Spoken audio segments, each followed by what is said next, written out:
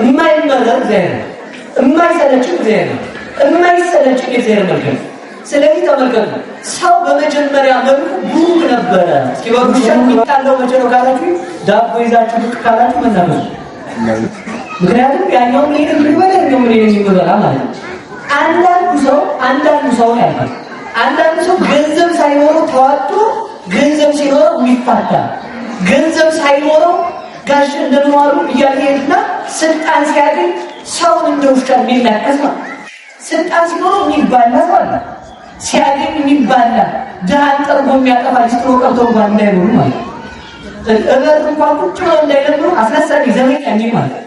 ደንብ አስከባሪ የለም የሚል ባላት ማለት ነው። እሱ ውሻ አላይ ቀርበ የሚል አይቆጥ ደግሞ ማለት ነው። አሁን ተመሰረው አንድ የሆነውን ሰው እየበተነ በሃይማኖት አንድ እንዳይሆን፣ ሁለት መንበር እንዲሆን፣ አንድ የቤተክርስቲያን ህብረት እንዳይሆን፣ በዘር እንዲለያይ፣ በፖለቲካ እንዲለያይ፣ በመልክ እንዲለያይ የሚያደርጉ ሰዎች ዶሮ ናቸው። አንድ የሆነውን ሰው እየጫሩ እነሱ ሰላም የሚያስከብሩ ማለት ነው። እነሱ ክብሪት ተለኩሰው ሀገር ከሀገር በመልክ በሃይማኖት በወግ በባህል አጣለው ኩኩሩ እያሉ ነው የሚሰበስቡት እነሱ ማለት ነው። ለምን ሲባል ሰርቼ እበላለሁ። እንዲህ አይነት ዶሮዎችን መድኃኒዓለም ያርቅልን። በውሃ መፍሰሻ ላይ የበቀለች እንጨት አለ። የውሃ መፍሰሻ የተባለ ቅዱስ ገብርኤል ስራለ ዛፍ የተባለችው ድንግል ማርያም ናት። ለሕይወት የበቀለች አላት። ለሞትና የበቀሉ ብዙ ሰዎች አሉ። ከዚያ ተለይታ ለሕይወት የበቀለች ቢጠቋት ጥላዋ የሚያስጠጋ፣ ቢበሉት ፍሬዋ የሚያጠግብ፣ ቢታመሙ ፍሬዋ መድኃኒት ይሆን፣ ቢቆሽሹ በልጇን የሚታጠቡባት፣ ቢራቆቱ ልጇን የሚለብሱባት፣ ሀገር ቢፈልጉ ልጇን ሀገር የሚያደርጉባት መልካም ዛፍ እሷን ሰጣችሁናል። በአብቱ ስቦ በረዴት አቅርቦ በሰብን የአባቶቻችን አምላክ ስሙ የተመሰገነ ይሁን። ይህም ካል የተወሰነ ጊዜ ወይም ደቂቃ ነው የሚኖረን የትምህርት ጊዜ ይሆናል ብዬ ባላምን በዚህ በተወሰነ ደቂቃ ውስጥ ቡርክት በሚል ርዕስ ብቻ እንነጋገር። እስኪ በሉ ቡርክት በሉ።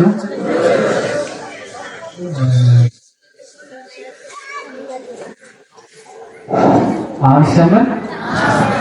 እስኪ ቡርክት በሉ። ቆይ እዚህ ያላችሁ ወንዶች ብቻ ነው ፊት ላይ ያላችሁ። እስኪ ቡርክት በሉ። አሁን እንግዲህ እንዳትረሱ የተማራችሁ የትምህርታችን ርዕስ ማን ነው ተብላችሁ ብትጠየቁ ማን ነው የምትሉት? በሉ እንጂ ቡርክት በሚል ርዕስ እንነጋገራለን። ወደ አማርኛ ሲቀየር ቃል ለቃል የተባረክሽ የሚል ትርጉም ይኖረዋል። ወይ ሌላ መልአክ ተፈሴ ኦምሪ ተጸጋ ቡርክት አንቲ እምአንስት ወቡሩክ ፍሬ ከርሥኪ። የቃል መፍቱን ታውቁታላችሁ። መልአኩም እንዲህ አላት። መልአኩም ገብቶ ምልዕተ ጸጋ ምልዕተ ክብር ሆይ ጸጋን የተመላሽ ሆይ መርገመ ሥጋ መርገመ ነፍስ የሌለብሽ ቡርክት ሆይ ደስ ይበልሽ፣ አንቺ ቡርክት ነሽ፣ አንቺ የተባረክሽ ነሽ፣ የማኅፀንሽ ፍሬ እሱም የተባረከ ነው ይላል ቃሉ። ቃሉን የምናገኘው የቅዱስ ሉቃስ ወንጌል ምዕራፍ 1 ቁጥር 28 ላይ ነው። ሁላችሁም እንደምታውቁት ሉቃስ ብዙ ትርጉም ያለው ቢሆን ከአራቱ ወንጌላት ከ72ቱ አርድእት አንዱ ነው። ይህ ቅዱስ ሉቃስ የስሙ ትርጉም መበስር ወይም ብስራታዊ የሚል ትርጉም ይተረጉሙለታል አባቶቻችን። ቅዱስ ሉቃስ መበስር የሚል ስም የተሰጠበት ምክንያት ሉቃስ ማለት ብስራት ተናጋሪ ማለት ነው። ለምን ብስራት ተናጋሪ ተብሎ ይጠራል ቢባል ሞተ ሥጋ ሞተ ነፍስ እንደጠፋ፣ ዲያብሎስ እንደተሻረ፣ ወልደ እግዚአብሔር እንደነገሰ፣ ለሰው ልጆች ሕይወት እንደተሰጣቸው፣ ነፃነት እንደተሰበከላቸው፣ መርገም እንደቀረላቸው፣ በሴት ጆሮ የገባው መርገም በእናታችን በቅድስት ድንግል ማርያም በኩል ነፃነት እንደመጣ የምስራች የሚናገር ስለሆነ አሁን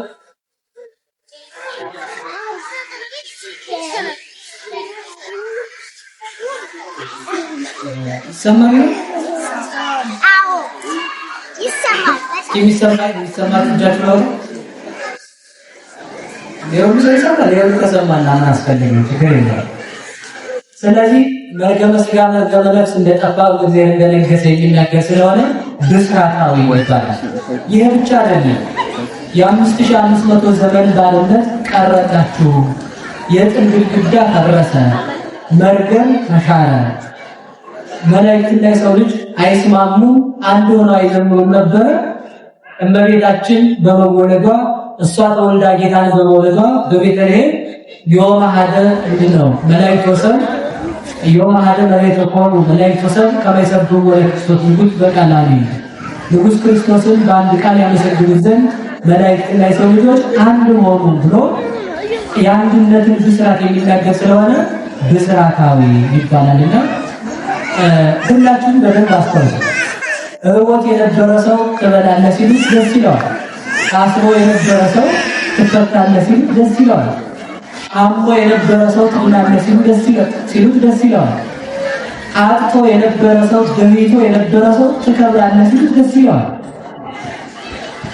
በብዙ እስራት ወይም በብዙ ስቃይ የነበረ ሰው ስቃይ ሊቀርልህ ነው ሲሉት ደስ ይለዋል።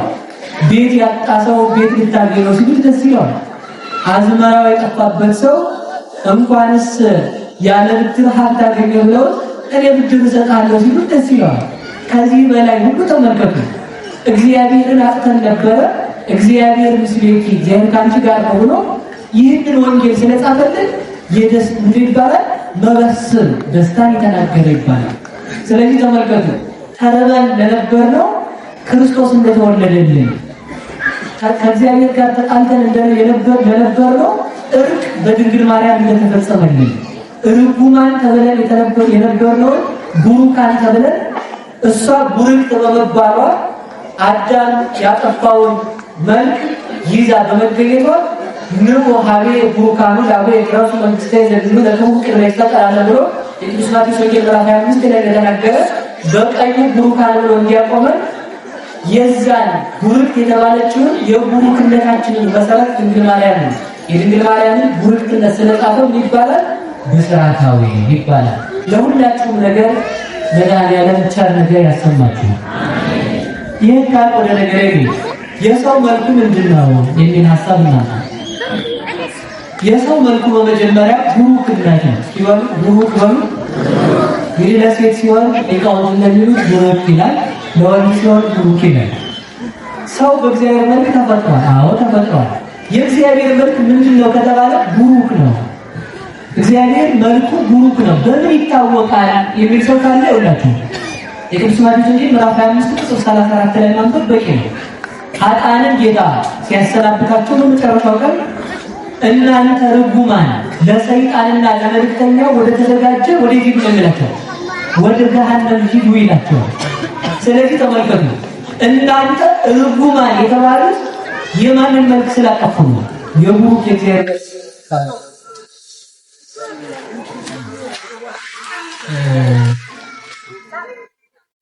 ይሰማል። እሺ የቡሩክ የእግዚአብሔር መልክ ስለጠፋ ነው። ሁላችሁ ስሙኝ፣ ለወጃችሁ ደረስ ለማለት ፈልጌ ነው። ስለዚህ ተመልከቱ፣ የሰው መልኩ ቡሩክነት ነው። ያ ቡሩክነት በምን ይታወቃል ቢባል አዳም 7 ዓመት ሙሉ ሲኖር አንተ ርጉም የሚል የስድብ ቃል ወይም የመርገም ቃልን አልሰማም።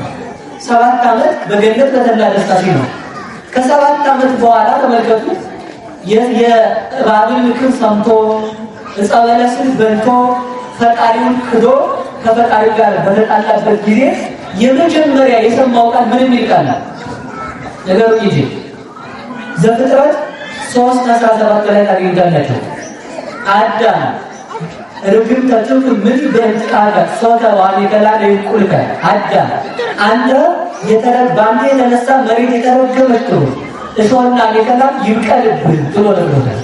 ስለዚህ ተመልከቱ በአዳም በሔዋን ምክንያት ምንን አመጣል ካላችሁ ርግማንን አመጣል። ሲሆን በሔዋን ምክንያት ነው ምን መጣ? ርግማን መጣ ማለት ነው። በሔዋን ምክንያት ርግማን ሲመጣ ሁላችሁ ስሙ። ከዚህ የተነሳ እግዚአብሔር ሲረግም መሬት በመላዋ በአንተ የተነሳ የተረገመች ትሆናለች። ልብ ብላችሁ ስሙ።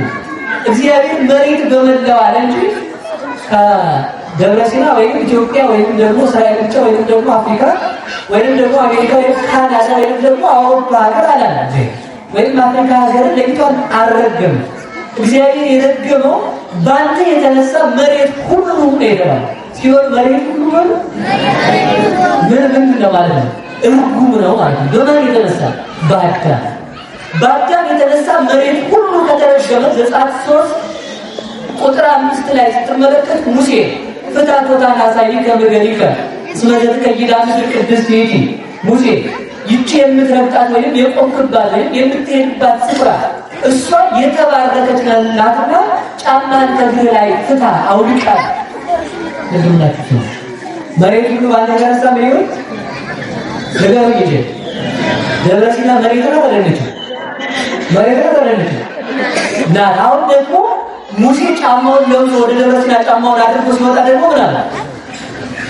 የተቀደሰች መሬት ስለሆነች ምን ይላል? ነገሩ ይሄ አይወጣቸው። ለዚህ ነው እኛ የምንለው ተመልከቱ። ቅዱስ ያሬድ ሲናገር ማርያም ሰጣት ትጋቱ ተከርሶ ለአዳም ከመባይሬ ጻዳ እመቤታችን አዳም በተረገመ ጊዜ የአዳም ርግማን ያልወደቀባት ንጽሕት መሬት ናት። ምን ለከዚህ የተነሳ መሬት ባንተ የተነሳ ዘፍጥረት 3:17 ላይ ባንተ የተነሳ የተረገመ ይሁን ብሎ እግዚአብሔር ከተናገረ ዘጸአት 3 ቁጥር 5 ላይ ምን የተቀደሰ መሬት ተገኘ? ስለዚህ ላይ ተመልከቱ። በተረገመው አዳም ውስጥ የተቀደሰች ድንግል ማርያም ነበረች ማለት ነው። ስለዚህ ቡርክ አንቲ ማንስት ያላት ተመልከቱ። ከፍጥረታት ሁሉ መርገም ያልወደቀብሽ መሬት የተባለ የሰው ልጅ ነው።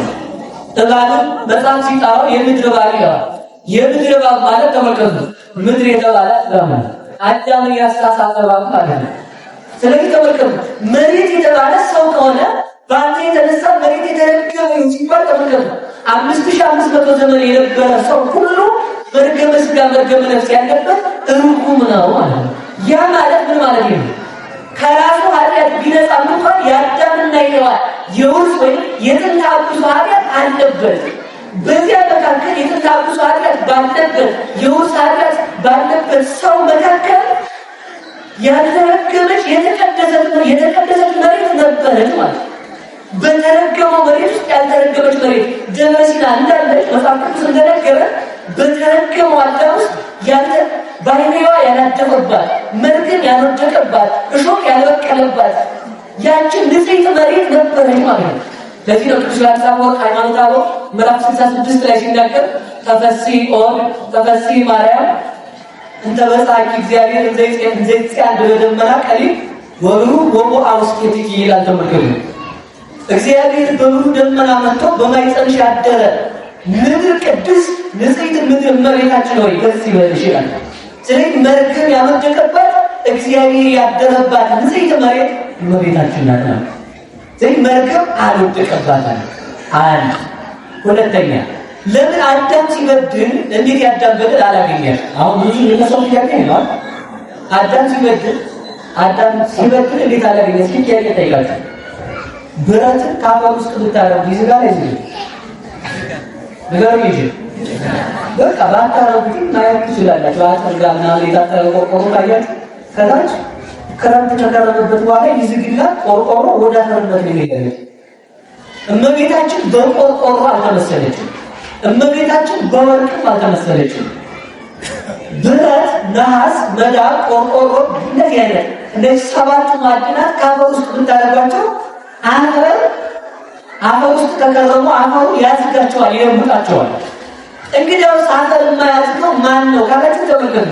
ከመሬት የተገኘ ዕንቁ አፈር ውስጥ ቀርቦ የአፈርን ዝገት የማይካፈል እንኳን እንኳንስ እመቤታችን ተመልከቱ። እመቤታችንን አባቶቻችን ሲመስሏት በወርቅ አልመሰሏት፣ ተመስላለች፣ በብረትም ተመስላለች። ግን ለባሕርይዋ ሲሆን የመሰሏት በዕንቁ ነው። ሲበልቁ በሉ ዕንቁ ልብ በሉ በአፈር ውስጥ ማርኩት ውሃ ውስጥ ማርኩት በዛገውና በቆሸሸው ውሃ ውስጥ ያበራል። አፈር አልሰማው አፈሩ በላዩ ላይ ከርሞበት ዝናብ ጥሎበት ቢሆንም እንኳን የአፈሩን ዝገት ሳይካፈል በአፈሩ መካከል ያበራል። እመቤታችን አዳም በድሏል። አዎ በበደለው አዳም ውስጥ ግን መርገም ያልወደቀባት ንጽሕት ዘር ናት። ንጽሕት ዘር ናት። ለዚህ ነው ለሁለት ቃል ኢሳይያስ ሲናገር ይላል ከመሰሎ ኮነ ወከመ ገሞራ መሰልነ እግዚአብሔር ኪያኪን በያተረፈለ እመቤታችን አንቺን ንጽሕት ዘር አንቺን ባያስቀር ሰዶምንና ገሞራን ለመሰል ነበር ይላል። ማለት አሁን ንጽሕት ዘር አሁን የስንዴ ነው የገብስ ነው የምን ዘር ነው? ዘር ባያስቀርልን ኖሮ የምን ዘር ሊሆን ይችላል? የምን ዘር ነው? ያው እመቤታችን ናት ማለት ነው። ሊቃውንቱ አባት ጊድግል ወስዶ በድርሰቱ ከመሰሎም እንኳን ነው ከመገሞራ መሰል እግዚአብሔር ኪያኪን በያተረፈለ በጥረት አምሮ ማርያም ተጸገች መድህና ይላል ተመልከቱ። ስለዚህ ማናት ያቺ ዘር የተባለችው ያለው ሲተረጉምልን እመቤታችን ናት። ስለዚህ እመቤታችን አዳም በበደለ ጊዜ መርገም ያልወደቀባት ንጽሕት ዘር ናት። ከዚህ የተነሳ ምን እንላታለን? ጎረቤት ነው እስኪ ባሉ መንዛት ጎረቤት ማለት ምን የሌለባት መርገመ ሥጋ መርገመ ነፍስ የሌለባት መርገመ ሥጋ መርገመ ነፍስ የሌለባት መሆኗ አይደለም። መርገመ ሥጋ መርገመ ነፍስ የሌለባት ብቻ ሳትሆን በረከተ ሥጋ በረከተ ነፍስን የምታድል መርገመ ሥጋ መርገመ ነፍስን የምታርቅ ናት። እሷ መርገመ ሥጋ መርገመ ነፍስ የሌለባት ማለት ሁለተኛ በረከተ ሥጋ በረከተ ነፍስ ደግሞ የምታድልናት ለምን የሚለውን ቃል በደንብ ትዝብልኝ ያለች እና ይችን ዘር ከአዳም አብራክ ጠብቆ እግዚአብሔር አዳም በበደለ ጊዜ በደል ሳይወድቅባት ንጽሕት እንደሆነች ጠብቆ እንድትወለድ ከሐና ከኢያቄም እንድትበቅል አደረጋት። ከሐናና ከኢያቄም ከበቀለች በኋላ ተመልከቱ። ሐና ኢያቄም ለእግዚአብሔር ተስለው እየሰማችሁ ነው። ጥያቄ ይጠይቃል። በዚህ ዓለም መልክ ምን አይነት መልክ ነው ደስ የሚላል? አዲስ በእናትህ ገዞታ ይሆናል አዲስ ነው። አይ አሁን ያለላችሁ ነው መቼም አሁን ችግር የለም። የማይሰለች መልክ ግን የማይሰለች መልክ አሁን ሰው ለተረፈቱ ሰው ለምሳሌ ሰው አንድ 3 ሰዓት 4 ሰዓት ብታይ እንስሳት ሰው የለት የሚወደድ መልክ ያለው ዜር ብቻ ነው። የሚወደድ መልክ አሁን የማይሰለች ነገር ነው ያለ አምጡ ትባላል ማለት ነው። የማይሰለች ዜር ብቻ የማይሰለች ማለት ሰው ይሰለቻል። ጮኸ መጨረሻ ላይ ሰው ሰልችቶ ስልኩን ይዘጋል። እንዳይሰማ ደረቆተኛል። ከዛ በጣም ተነዘነዘ ነው እንደው አንተን የማትሰማበት የት ይችላል። የማይመረጥ ዘይር የማይሰለች ዘይር የማይሰለች ዘይር መልክ። ስለዚህ ተመልከቱ ሰው በመጀመሪያ መልኩ ቡሩክ ነበረ። እስኪ በሉ ቡሩክ በሉ። ከቡሩክ እግዚአብሔር ሲለይ ርጉም ሆነ ሰው። ከዚህ የተነሳ ተመልከቱ ርጉም ሲሆን በአንተ የተነሳ እንደባለ መሰለች በመሬት ላይ ምንና ምን ይቀር እሾህና አሜከላ ይቀር። ሊቃውንት አባቶቻችን እስኪ አሁን ጥያቄ ጠይቃችሁ ማለት ነው እናንተ እሾህ መቼ ነው የተፈጠረው? እሾህ መቼ ነው የተፈጠረው? አታውቁም? እሾህ የተፈጠረው ከሰባት ዓመት በኋላ ነው። እሾህ ያለው ዛፍ የመጣው እሾህ ያለው ዛፍ የመጣው በዓለም ላይ ማለት ነው። እሾህ ያለው ዛፍ ጊዜ አልፈጠረም። እሾህ የሌለው ንጹህ ዛፍ ነው የፈጠረው። አሁን ከየት አምጥተው ነው ልትሉት ይችላል። እሾህና አሜከላ ይቀላል። እሾህና አሜከላ ይቀል ሲል እንዴ ጌታ አዲስ እሾህ ያለው ዛፍ ግራር ምናምን ብዙ ዛፍ አለ የምታውቁ ዘርፍ ያንን እየፈጠረ ነው ልትሉት ይችላል። አይደለም በዛ አይደለም። እሺ ጥያቄ ጠይቃችሁ እናት ልጅን ስትወልድ ግብር ያለበት ልጅ ትወልዳለች። በዛው ላይ እንዳስቁ ልጅ ያለው ልጅ ትወልዳለች። አገር የሚወጣው በጀርመን ሰውየው እንዲያለ ታክሲ ነው። ስለዚህ ተመልከቱ በዛው በነበረው ላይ ተመልከቱ አዳም እግዚአብሔርን ሲበድል አዳም ከመበደሉ የተነሳ አዳምን ለመቅጣት መሬት ዞታ ቅብ ማለት የማትመችቱ ሆነ። ቢበላ የማይመቸው ሆነ። ተመልከቱ አዳም አይታመም ነበር። አሁን ሰው ቢበላ አይመቸው፣ ቢጠጣም አይመቸው፣ ቢለብስም አይመቸው። ስለዚህ ምን ማለት ነው? አዳም እግዚአብሔር ሲበድል አዳምን ለመቅጣት ዛፎች ሁሉ ተዋውቀው ታዩ ይላል። እንዴት ዛሬ ተፈጥሮ አይደለም? አዎ አይደለም። ሲናይቋት ማስረጃቸው ሰው ንጹህ ገላ ይዞ ይወለድና ሲያበቃ ከፍ ሲል ቁስል ሲወጣበት እንዳሉ እንጂ ቁስል አልወለደችም ማለት ቁስል አልወለደችም ብላት ልጅ ነው የምትወልደው። ቁስሉ የሚወጣው ከፍ ካለ በኋላ እንደሆነ ሰው እግዚአብሔርን ከበደለ በኋላ ልመጣበታል። ዛፎች ሁሉ አዳም እንደመጣ ቁስል አወጡበት። ያንን የምንፈራውን ሾህ የድንግል ማርያም ቤት ተመልከቱ። ድንግል ማርያም አንድ ሆና በቅላ ከእሷ ክርስቶስ ተወልዶ ያንን እሾህና አሜከላ ይንቀልባቸው የተባለው እሾህና አሜከላ ይንቀልብ ማለት ተመልከቱ። መሬት የተባለ ድንግል ናት። እሾህ የተባለው ክፉ ሀሳብ ነው። እሾህ የተባለው ክፉ ሀሳብ ነው። እሾህና አሜከላ ይንቀልብ ማለት ተመልከቱ። ክፉ ሀሳብ በምን ያህል ይንቀላል።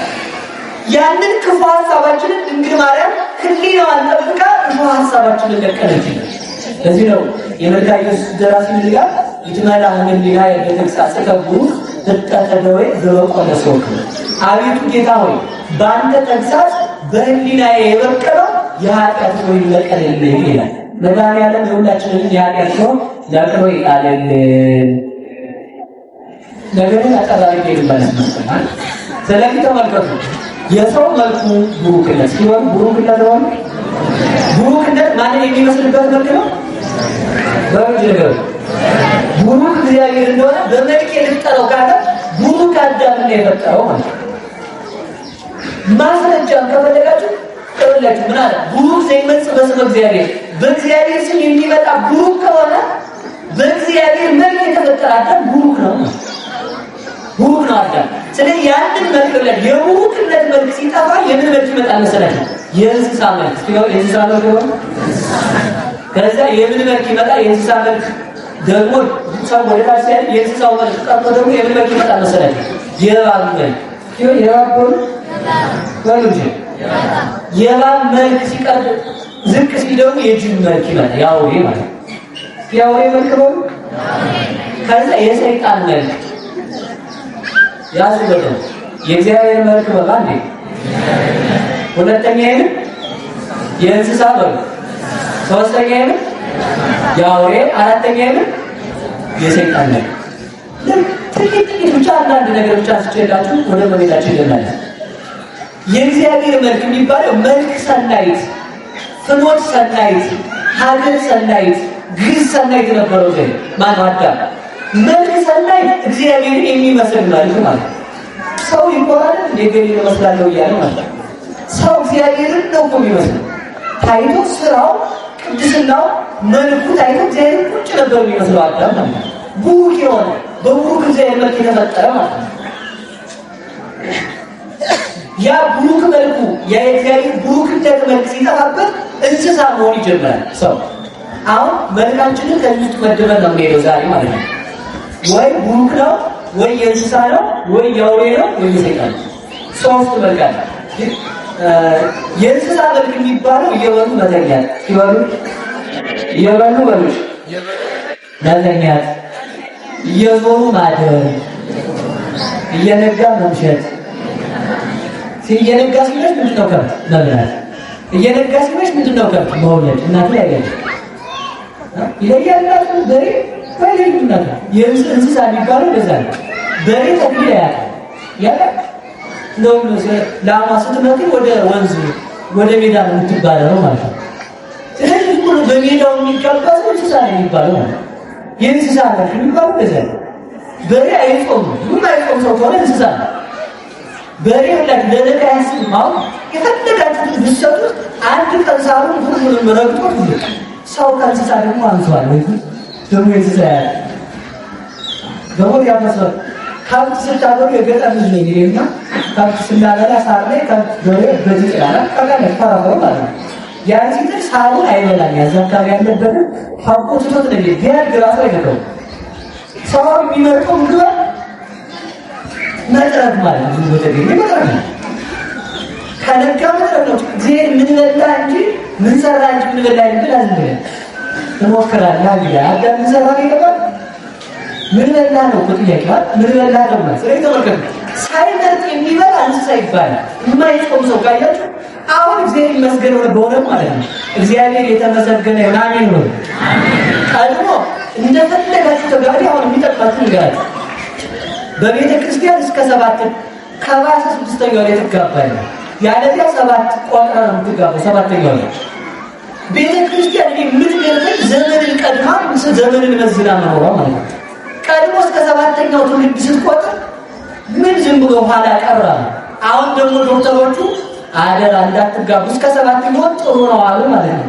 ለምን ሲባል ተመሳሳይ የደም ሴል ያለው ሰው ሲጋባ ከአንድ ቤተሰብ ያለው ሰው ደም ሴሉ ተመሳሳይ ስለሚሆን ተመሳሳይ በሽታ ያለበት ሰው ነው ማለት ነው። ተመሳሳይ በሽታ ያለበት ሰው ስለሚሆን ዘመድና ዘመድ ሲጋባ ልጆቹ ተመሳሳይ በሽታ ይኖርባቸዋል ማለት ነው። አንዱ ምናምን ትድረስ ዘው እናንተ ተናገሩት ማለት ነው። እዚህ ቤተክርስቲያን ተቀጥማ ሄዳ ምናለች? ዘመድ ከዘመድ አይጋባ ይልክሰላል። ቄስ እንደው 4ኛ ላይ ብንጋባ አይቻልም። በቃ አይቻልም አይቻልም ከተባለ እግዚአብሔር ለፍላችን ማዝሮ ከ7ኛ በኋላ ግን የተለያየ ሆርሞን የሚኖረው ማለት ነው። ከዛ በኋላ እንዲጋባ ቤተክርስቲያን ፈቅዳለች። ስለዚህ እንደ ቤተክርስቲያን ፈቃድ መኖር እሱ ከምን መውጣት ነው? ከእንስሳት ነው። ከምን መውጣት? ከእንስሳት ቃል ያልኩኝ ከዛ አውሬ ይሆናል። እስኪ አውሬ በሉ። አውሬ ማለት እንግዲህ እንደ ውሻ ይሆናል፣ እንደ ጅብ ይሆናል፣ እንደ አሳማ ያደርጋል፣ እንደ ባም ያደርጋል። እንደው አሁን ሰው ጥያቄ ጠይቃችሁ መልስ ከውሻና ከጅብ ማን ነው ጥሩ? እስኪ ውሻ የምትሉጃችሁ ነው። ውሻ ነው ጥሩ የምትሉ ታዲያ አውጥቷል። ውሻ ጥሩ ነው ያባረው ነገር አላስበላም ሆኖ ጥሩ ነው እሱ አይታወቅም ማለት ጥሩ ሀሳብ ነው። ጅብ የምትወዱ የለም ጥሩ ግን ጅብ ነው።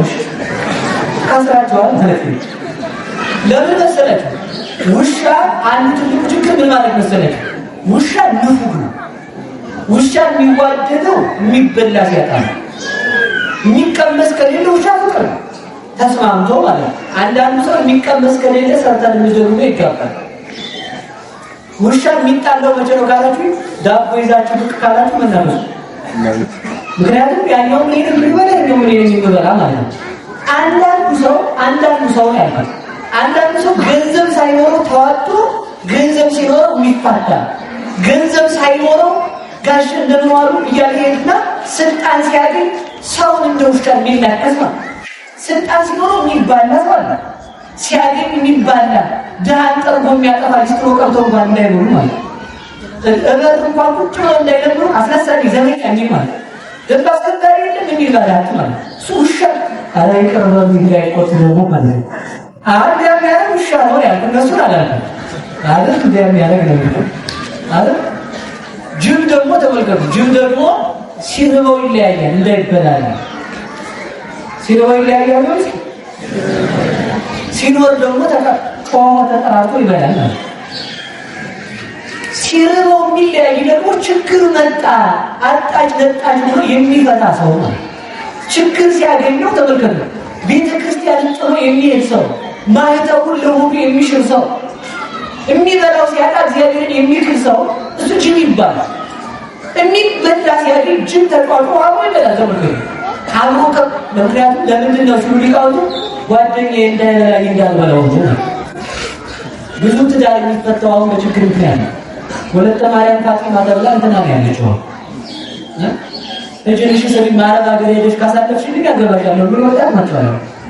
እንግዲህ ችግር ነው ማለት ነው። ሲኖር እንደ ጅብ መፋቀር እናቀም እግዚአብሔር ከውሻም ከጅብም ባህሪ አውጥቶ ሰው ያድርገን።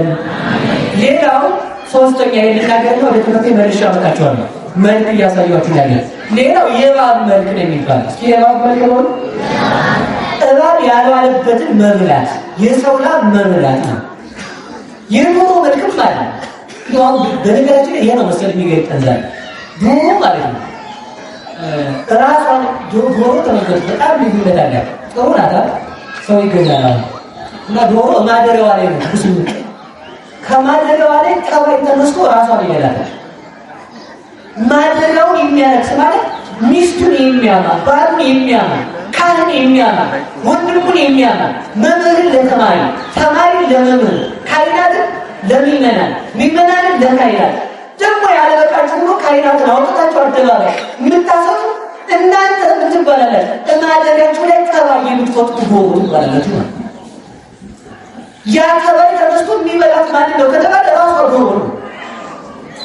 በየትም ማንቱት በየትም ማንም ይበድል ገብረ ማርቆስ ይበድል ጳጳስ ይበድል መነኩሴ ይበድል ምዕመን ይበድል ያን በዚያ ሰውዬ ላይ መከራ ከመጣ የሚያገኘው ማለት ነው። እኛኑ አንድ አካል ነን በክርስቶስ እንዳካል ነው። ራሳችን ስንት ነው? አንድ ነው እንጂ ስንት ሕዋሳት አለ? እጅ አለ፣ እግር አለ፣ ዓይን አለ። ዘረዝረም እሱ ጋር ስለማይገባ ሕዋሳት ብዙ እንደሆነ አንድ አካል ላይ የተተከለ ሕዋሳት ከሆነ ጓደኛን፣ ቤተሰብን፣ ካህናትን፣ መምህራንን፣ ሚስትን፣ ልጅን ለይቶ ማለት ምንድን ነው ማለት ነው? ዶሮ እንደዚህ ነው። እግዚአብሔር ከዶሮ ባይል ያወጣል። ግን ዶሮ የበዛ ይመስለኛል በሊበላል እና ዋን ተናግረን ስለተገኘ ይችላል አንድ ብቻ ዶሮ አውራ ዶሮ ይባላል። በገጠር ይሰጣል እንደዚህ ፀሐይ እንዲመታው ማለት ነው። እና አውራ ዶሮ ይገባላችሁና አሁን መካከል ላይ ቆሞ ይጭረዋል። የተሰበሰበው ነው እኮ ምሩና ያልኳት ታያችሁ እንጂ ነገር ወንዱ የታይላችሁ ነገር አታዩም ማለት ነው። ሴቱ ነው የሚያውቀው እና ሲጭረው ሊቃውንቱ ብላ መሰለኝ ምን እያደረገ ነው ሲባል ሳርቸ ብላ ብሎ ነው ምን ብሎ እየጫረው የተሰበሰበው እየበተነ ማለት ነው። የተሰበሰበው አንድ የሆነውን ሰው እየበተነ በሃይማኖት አንድ እንዳይሆን ሁለት መልመል እንዲህ ነው። አንድ የቤተክርስቲያን ህብረት እንዳይሆን በዘር እንዲለያይ፣ በፖለቲካ እንዲለያይ፣ በመልክ እንዲለያይ የሚያደርጉ ሰዎች ዶሮ ናቸው። አንድ የሆነውን ሰው እየጫሩ እነሱ ሰላም የሚያስከብሩ ማለት ነው። እነሱ ክብሪት ተለኩሰው ሀገር ከሀገር በመልክ በሃይማኖት በወግ በባህል አጣልተው ኩኩሩ እያሉ ነው የሚሰበሰቡት እነሱ ማለት ነው። ለምን ሲባል ሰርቼ እበላለሁ። እንዲህ አይነት ዶሮዎችን መድኃኒዓለም ያርቅልን እና ሊቃውንት ሲተርጉ ብዙ ይላሉ። ስላውራቦ ጠዋት አውራ ዶሮ ዶሮዎቹን ወንዶቹን መድረሻ ሲያሳጣቸው ነው የሚሉት። ለምንድን ነው ሲሏቸው ሌሊት 10 ሰዓት ተነስተው ስለሚቀር ቃሉን የሚለኛ መጣሁት ብሎ ቃሉን ማን ያመጣው ዳቦ ዋስ ተባቢት ዝናብ ሲጥልብኝ ያለ ያዘንደው ነው ዳቦ ላይ ገባን በእንትን ስናድር ለተን ገነኝ ማበላችሁ እንዴ አረቱ ጎስተው ቀን ያወጣልን እግዚአብሔር ነው ተከታተላችሁ እና ከዚህ አይነት አውራ ዶሮ መድኃኒዓለም ሰውረ ዶሮ ይባላል። ሌላው ምንድነው? አውሬ እስኪ አውሬ ነው። አውሬ ደግሞ ስጋ ነጭቶ ደም ተጎንጭቶ የሚኖር ይሄ ደግሞ ተመልከቱ ልክ እንዳትሱ አንበሳ አዛው አንባንዩ ከጎደ ምድር ታኝቶ በጫካው መካከል ዶሮ አስተካክሎ እየሰማ ጠብቆ ሰውየው ሰውሮ ስጋውን ነጭቶ ደሙን ተጎጭቶ በዛ ደስ ይላል። ብዙ ሰው ምሽግ ይዞ ነው የሚጣለው እንዳው ማለት ነው። በሰው ደም መፍሰስ ደስ የሚላቸው ሰዎች አውሬ ናቸው። በሰው የሰው ደም ለማፍሰስ ተደብቀው የሚመጡ ሰዎች አውሬ ናቸው። ሰውና ሰውን ለማጋደል የሚመጡ ሰዎች እነሱ አውሬ ይባላል። ሲተመልከቱ ከዚህ በላይ ደግሞ የሚከፋው የሰይጣን መልክ ነው። እስኪ ማለት የሰይጣን መልክ ነው በምንድን ነው? ጥያቄ አሁን ሰው እንዳለው ከነዚህ አሁን ከጠቀስኳቸው ማን ይሻላል? በሞት የከፈተ እንዳትል ከሰውና ከስካሁን ማን ይሻላል? ከእንስሳ አውሬ ከሰው እንደው ጠቅልሎ እኮ 22ቱን በአንድ አድርገው ማን ይሻላል? ሰው ይሻላል። በጣም የሚያሳዝነው ከተመሰለ የሚሻል ሰው እስኪ ጥያቄ ልጠይቃችሁ። አንበሳ ሲበላ ታውቃለህ? የበላ አንበሳ ያላየው እስካሁን አህያ ይበላል ወይ ነው? ሰውን አይበላም። በዚህ ይበላል ሰው አሁን የሚባለው እሱ ነው። ለዚህ ነው ሌላ መሰላችሁ ቅዱስ ዮሐንስ ሲናገር ሰይጣን የሚከፋው በሰው ላይ ነው እንጂ በሰይጣን ላይ አይከፋም ይላል። ሲሆን ሰይጣን ነው በሰይጣን ላይ የሚከፋው ሲከፋ በሰው ላይ የሚከፋው ነው። በማን ይከፋል? ሰው ተበቀል እባብ እንኳን እባብ አይበላል። እርግብ እንኳን እርግብን አትበላል። አጅብ እንኳን ጅብን አይበላል። አሳማ ይበላል። በግን አይበላል። ከብትን አይበላል። የፈለጋችሁትን ጥቀሱ አይበላል። እባብ አይበላል። ሰይጣን እንኳን ሰይጣንን አይጣላም። ሰው ለምን ይጣላል? ግን የሰይጣን መልክ የሚባለው ተመልከቱ። እንደውም ከሰይጣን የባሰ መልክ ነው። ሰይጣን ላይ የሚጣለው ሰውን ነው። ሰውን የሚጣላ ሰይጣንን ሳይሆን ሰውን መልሶ ማለት ነው። አምላክ ቅዱሳን መልካቸውን እንዲመልስልን ነው ካፈታ ይወልልን። ስለዚህ ተመልከቱ፣ ሰውን ማጥመድ ሰይጣን ሲያስብል በሰው ላይ ሰው ከከፋ ደግሞ ከሰይጣን የባሰ ስራ ሰራ ማለት ነው። ከሰይጣን የባሰ ስራ እንዳንሰራ መድኃኒዓለም ይርዳን። ይህ መልክ ጠፋ ብላችኋል። የቡሩክነት መልክ ቡሩክ ማለት እርህራሄ የደግነት መልክ ሰይጣናዊ መልክ መጣ። ለዚህ መልካችን ጠበቃና የመጀመሪያ ተመልከቱ፣ የመጀመሪያ ከአዳም አንስቶ እመቤታችን እስከተወለደችበት ድረስ ያለው ትውልድ ሁሉ የቡሩክነት መልክ የለው። የምንነት መልክ ነገሩ ይሄ የቡሩክነት መልክ ሲያው ጥያቄ አጣላል ጎል የቡሩክነት መልክ ከሌለው ያዝበታል።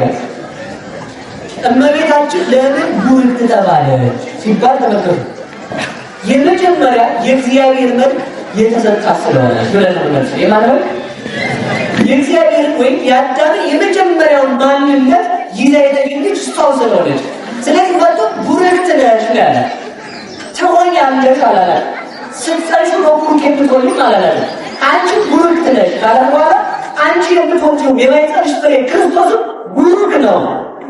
የእመቤታችን ቡሩክነት እንዴት ያለ ነው ስንለው እንደ ልጇ ቡሩክነት ያለ ነው ለማለት ፍሬ ከስቲ ብሎ ልጇን አስቀመጠ። ስለዚህ እመቤታችን ቡሩክት እናታችን ስለሆነች መድኃኒዓለም የተመሰገነ ይሁን። ስለዚህ አንድ ነገር ልንገራችሁ። አሁን ዛሬ ማናት በአታበሩ እስኪ ስለሷ ብቻ ተናግሬ ልጨርስ። አሁን እመቤታችን ዛሬ ወደ ቤተ መቅደስ የገባችበት ዕለት ነው። ታዲያ ይህችን ቡሩክ እናታችን ቅድስት ድንግል ማርያም መድኃኒዓለም ክርስቶስ ተቸግረው ለጥያቄያቸው መልስ ካጡ ሰዎች እንድትገኝ ያደረጋል። እነሱ ማናቸው? ሐናና ኢያቄም ናቸው። ልብ ብላችሁ ስሙ። ሐናና ኢያቄም ሁሉን ነገር አጥተው ወደ እግዚአብሔር አመልክተው ነበር። እየሰማችሁ ነው? አንደኛ መካን ሆኑ። ለብዙ ዓመት መካን ሆነው ሲኖሩ እግዚአብሔርን አላማረሩም። ሀብት አላቸው፣ ልጅ የላቸው። እነሱ ሀብት በማጣታቸው የተነሳ ጎረቤት ሁሉ ይጠላቸው ጀመረ። ስለዚህ በኃጢአታቸው ምክንያት ልጅ የነፈጋቸው እያሉ ማለት ነው። ካህናት እንኳን ሳይቀር መስዋዕት ሊያቀርቡ ሲሄዱ በሚዲያ የነበሩት ካህናት የመካኖችን ገንዘብ አይቀበሉ። ለምን? እግዚአብሔር ምንድነው? ናሁ ጸጋው ሁሉ ለእግዚአብሔር ምንድነው? ሁሉ ጸጋው ለእግዚአብሔር ነው። ልጆች የእግዚአብሔር ስጦታ ናቸው። እግዚአብሔር ለወዳጁ ይሰጣል። እናንተ በኃጢአታችሁ ልጅ የነሳችሁ ጊዜ እናንተ አንቀበልም ማለት ነው። አለችበት ሁሉ ጥላዋን ያስነሳ ነበር። ድውያን ይቆሙ ነበር። በዚህ የተነሳ ሐና ኢያቄምን ለማጥፋት አይሁን ተነሱባቸው። እንደምታውቁ ሲነሱ ብላችሁ ዝም ሲነሱባቸው ያላቸውን ሀብታቸውን ሁሉ ትተው ሊባኖስ የሚባል ሀገር ሄደው ወለዷል። ምናቸውን ትተው በባህላቸው ወለዱ። አየት ለልጅ ሀብት ይተዋል። በዚህ ዘመን ደግሞ ሰው ማለት ነው ምንድነው የሚያደርገው መሰላችሁ? አካውንት ላይ ሴቭ የሆነ ብር ከሌለው አይሆንም። ለልጅ እኮ ነው ሀብት ነው። ሐና ኢያቄም አንድ ልጅ ጊዜ የሚሰጣቸው ለልጃቸው ያንን ሁሉ ሀብት ተቆጥሮ የማያልቀውን ሀብታቸውን ትተው አንድ እመቤታችንን ተከትለው ይሄ እግዚአብሔር ደግሞ ምን አደረገ መሰላችሁ? ተቆጥሮ የማያልቅ ሀብት የምትሰጣቸው ልጅ ሰጣቸው መድኃኒዓለም። ስለዚህ ሀብት እያላችሁ ልጅ ከምታጠፉ ልጆቻችሁን በማይጸናችሁ ቀብራችሁ ከምትጨርሷቸው ደም እያደረጋችሁ እያስወረዳችሁ ከምትተዋቸው ለልጃችሁ ብላችሁ ለአንድ ልጃችሁ ብላችሁ ሀብት ተረባችሁ አሳድሩ። ይኸው ተረቦ እኮ ነው የወለዷቸው። ተሰደው ቢወልዷት ከስደት መለሰቻቸው። ከዘመድ ተለይተው ቢወልዷት ተመልከቱ፣ እግዚአብሔርን ዘመድ አደረገችላቸው። ቤታቸውን ትተው ቢወልዷት መንግሥተ ሰማያት እንዴት አደረገችላቸው። ያላቸውን ሀብት ወርቁን ትተው ቢሄዱ ተመልከቱ። ወርቅ የሚገዛ ምንድን ነው? መኪና ነው ሊገዛ የሚችል የወርቅ ምን ይገዛል? ስልጣን ይገዛል። በዚህ ዘመን ይገዛል። ሰው ሲቀጠር በብር ነው። መኪና የሚገዛ ጥሩ ነው። ጤና ግን አይገዛም። ይገዛል። ጤና አይን ይገዛል። አይገዛም። እውቀት ይገዛል። አይገዛም። ወርቅ ሰላም ይገዛል። አይገዛም። ይገዛል እንዴ? በወርቅ ነው። ብር ያለው ሰው ነው ፋይ ነው። የምታውቁ ሰው ብር ማግኘት ሲጀምር አሁን ዝም ማለት ይጀምራል። ይገባችኋል? ሀብት የያይ አንድ ነገር እንዳደርጉ ይቀራ ስልጣን ይቀራ ስለዚህ ማለት ነው። እነሱ ሀብታቸውን ሁሉ ትተው ወርቃቸውን ትተው ቢሄዱ ሁሉን የምትገዛ ወርቅ ድንግል ማርያም ጊዜ ሰጣቸው። ጤና ቢሉ ጤና የሚገዙባት፣ ሰላም ቢሉ ሰላም የሚገዙባት፣ ቡሩክነት ቢሉ እርግማን ቀርቶ ቡሩክነት የሚገዙባት፣ መልክ የሚገዙባት፣ ሀገር የሚገዙባት፣ ዘላለማዊ ደስታ የሚገዙባት ድንግል ማርያም መድኃኒዓለም ለሐናና ለኢያቄም ሰጣቸው። ተመልከቱ። እነሱ ቤታቸውን ትተው በሜዳ ሄደው በተራራ ቢወጡ ተመልከቱ። በተራራ ቢወጡ ተመልከቱ።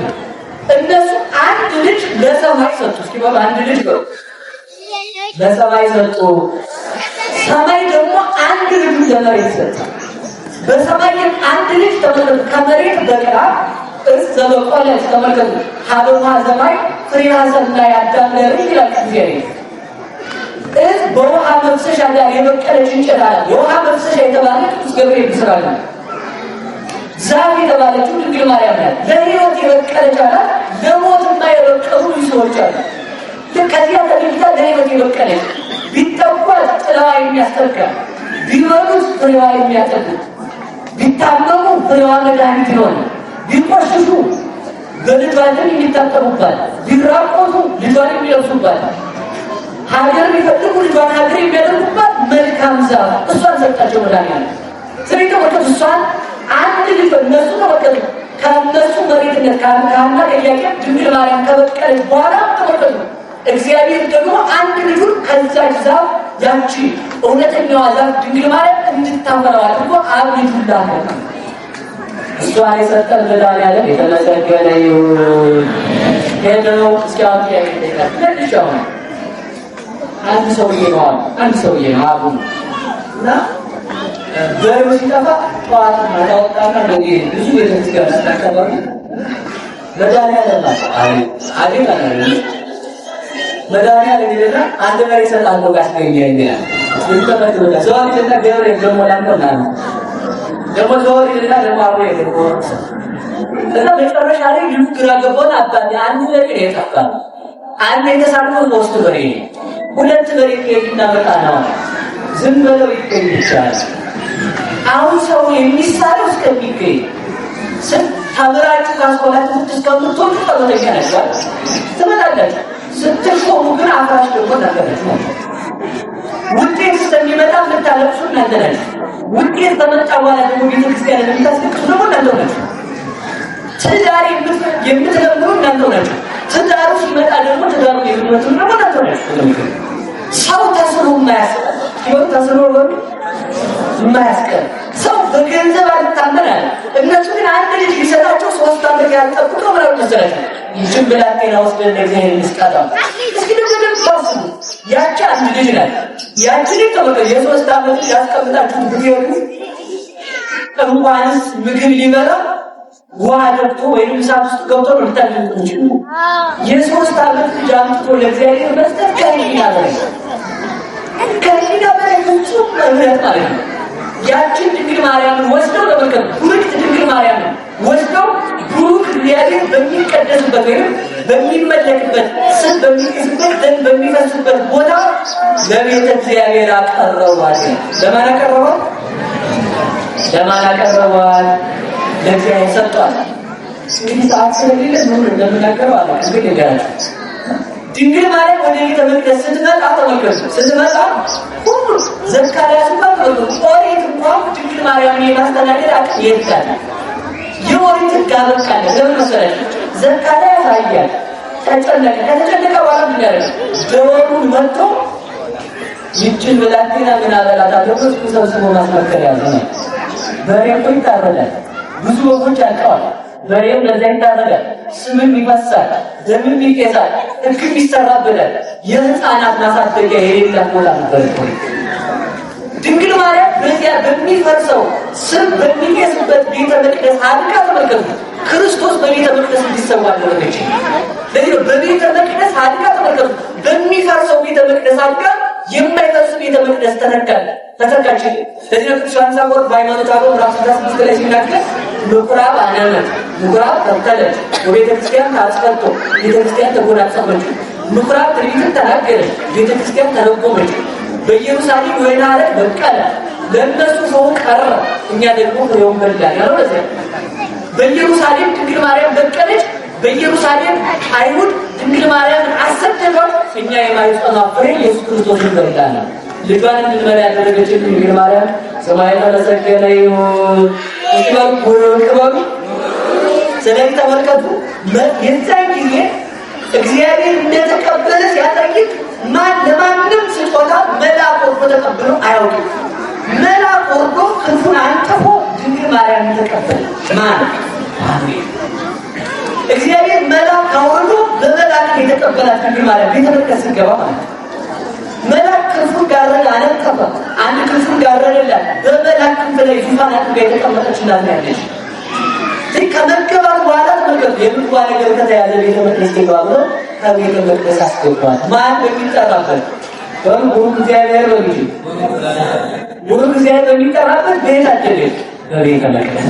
ጥያቄ ጠይቃችሁና ሁለቴ ልጠቅኝ ነው ሰዓት ስለማይኖረን ማለት ነው። ኦሪት ዘኍልቍ ምዕራፍ 13 ቁጥር 31 ላይ ይላል አትመሻን ጀምረ ማለ እንድትና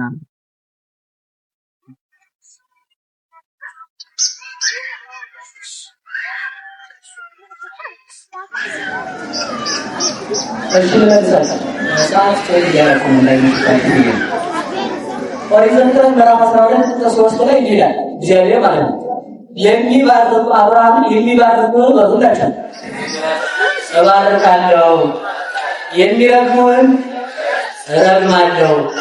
ማን ያለ አብርሃም ነው እንጂ ሀገር ግን ለቀው ወጣ። አብርሃም ሀገሩን ለቆ ይወጣ ሀገር ግን ማርያም ላይ የት ገብታ ለዚህ የሚባርኩት እባርካለሁ።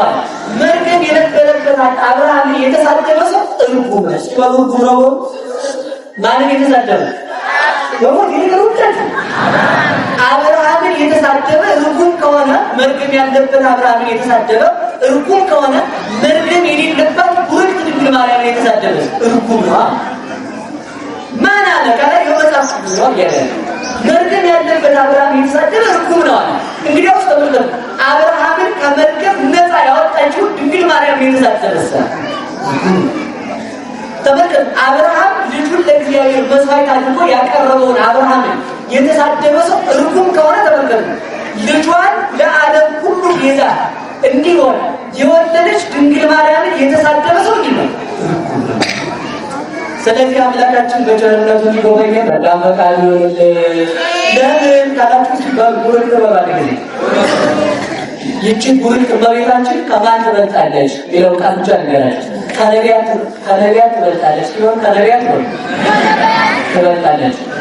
ለምን አብርሃም ልጁን ሊሰዋ የገባው ሲሞት የለም ሲሆን ይስሐቅ መስዋዕት ሆኖ ሊቀርብ የገባው የለም ሲሆን ያዕቆብ ተሰጥቶ ቢሆን መላ ዘመኑ እግዚአብሔር እያሰበ ቢሆን የገባው ይሄ ነው ሲሆን ነው። ኢሳይያስ ሲሞት የት ነው የገባው ሲሆን ነው። ዳዊት ሲሞት የት ነው የገባው ሲሆን ነው። ስለዚህ ተመልከቱ፣ ነቢያት ሁሉ ትንቢት ሲናገሩ እግዚአብሔርን ሲፈልግ ቆይተው ሲሞቱ ሲሆን ከገቡ ተመልከቱ። ነቢያትን የተናገረ ሰው የተረገመ ከሆነ የነቢያትን ነቢያት የተናገረ ሰው ርጉም ነው። ለዚህ ነው ምን ይላል መሰላችሁ? ንውሃዴ ቡካን ላቤ ትረሱ መንግስቴ የሚላቸው እነማን ነው ካላችሁ አብርሃምን ቡሩክ ያሉት ድንግል ማርያምን ቡሩክ ያሉ ድንግል ማርያምን ያመሰገኑ ሰዎች በቀኙ ለመቆም ቡሩክ ለመባል ይበቃሉና እሷን ቡሩክ እንድንል መድኃኒዓለም ይርዳን። ይህን ቃል ድንግል ማርያም በሩላች ከመላእክት ትበልጣለች። ዛሬ ያገኛል እንደው ከመላእክት መብለጥ ብቻ ነው። ድንግል ማርያም ተመልከቱ፣ ከመላእክት መብለጥ ብቻ አይደለም፣ ከመላእክት ሁሉ በላይ ናት። ለምን ተመልከቱ፣ መላእክት እግዚአብሔርን ለማመስገን እስከ ዙፋን ድረስ ብቻ ይሄዳሉ። ድንግል ማርያም ግን ተመልከቱ፣ መላእክት እስከ ዙፋን ቀና ብለው ሊያዩት የማይችሉትን ጌታ በማኅፀኗ ይዛለች። መላእክት ሊያመሰግኑት የማይችሉትን ጌታ በማኅፀኗ በመያዟ ምትባላለች። ከመላእክት ትበልጣለች። እስኪ ንገረኝ፣ ከመላእክት ማን ለእግዚአብሔር እናት ሆኗል። ከመላክ ማን ለእግዚአብሔር ወንድም ሆኗል። ከመላክ ማን ለእግዚአብሔር እህት ሆኗል። ከመላክ ለእግዚአብሔር ማን ዘመድ ሆኗል። ድንግል ማርያም ግን ከመላእክት ሁሉ በላይ ናት ማለት ለእግዚአብሔር እናቱ ናት። ተመልከቱ፣ ድንግል ማርያም ስትታሰብ ውርድ ልትሆን ነው። መላእክት ቢታሰብ ግን በዙፋኑ ዙሪያ ሊቆም ነው። ድንግል ማርያም ብትታሰብ በማይጸኗ ተወስነው ነው። መላእክት ቢታሰብ ግን ተመልከቱ፣ ድንግል ማርያም በወለደችው በክርስቶስ ዙሪያ ቆሞ ያመሰግኝ። መላእክት ቢታሰብ ድንግል ማርያም የወለደችውን ጌታ ሊቀድስ ነው። ድንግል ማርያም ብትታሰብ ግን ሊገድላ ትጠራው ነው። ነቢያት ብትታሰቡ ለክርስቶስ ትንቢት ሊናገሩ ነው። ድንግል ማርያም ብትታሰብ ግን እግዚአብሔር ሊተወው ነው። መልአክ ቢታሰብ ልትብላችሁ ነው። መልአክ ቢታሰብ እመቤታችንን ሊያረጋጋ ሊመጣ ነው። ድንግል ማርያም ግን ዓለምን ልታረጋጋ ነው። እሷን የሰጠን መድኃኒዓለም የተመሰገነ ይሁን። ስለዚህ ሁሉ ትበሉና ተጨርጨስ ሁሉ ትበሉ ሁላችሁ ደስ ይበላችሁ። ወጀን ማለት ለምን እንደዚህ አልኳችሁ መሰላችሁ? ቅዱስ ያሬድ ሲናገር ምን ይላል? ዛሬ በስመ ዓለም በፀሐይ ዋልጸቀ ዘመን፣ እነሆ መልካሙ ዘመን ደረሰ። ምንድነው መልካሙ ዘመን ስንል ወበዓለ ለቅድስት ድንግል ማርያም ናት። ይኸውም የእመቤታችን የበዓሏ ቀን ነዋል። ድንግል ማርያም ወደ ቤተ መቅደስ ስትገባ ተመልከቱ። ድንግል ማርያም ወደ ቤተ መቅደስ ስትገባ እግዚአብሔር ተመልከቱ በድንግል ማርያም ማኅፀን እግዚአብሔር ቃል እየገባልን ነበር። ኖ እሷ ወደ ቤተ መቅደስ ስትገባ እኛ ወደ ሰማይ ለመግባት በእግዚአብሔር ለመያዝ በቃንና እሷን የሰጠን መድኃኒዓለም የተመሰገነ ይሁን። ስለዚህ ድንግል ማርያም የምንወድበት ምክንያት እሷ ምን ስላደረገች ነው? ቡሩክ በሉ ምንድናችሁ? ሁላችሁ ቡሩክ በሉ ቡሩክ አላችሁ። ለምን? መርገም በድንግል ማርያም ስለቀረች። የጊዜያዊ መርገም ሳይሆን የዘላለም መርገም፣ ጊዜያዊ ምክር ሳይሆን ዘላለማዊ ምክር ስለሰጠችን፣ ጊዜያዊ ሀገር ሳይሆን ዘላለማዊ ስለሰጠችን የድንግል ማርያም ስሟ የተመሰገነ ይሁን። እሷ የሰጠን መድኃኒዓለም የተመሰገነ ይሁን። እሷ